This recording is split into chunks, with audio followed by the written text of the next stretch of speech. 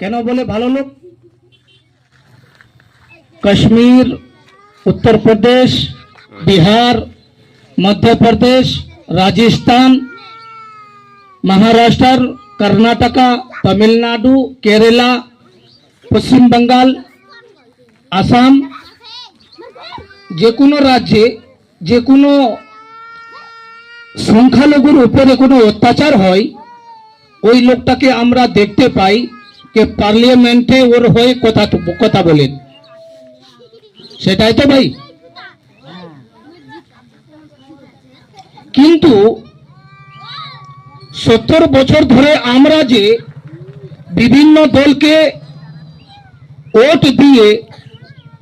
ভোটটা দিয়ে ওদেরকে আমরা যে এমএলএ, এমপি, মন্ত্রী বানাচ্ছি,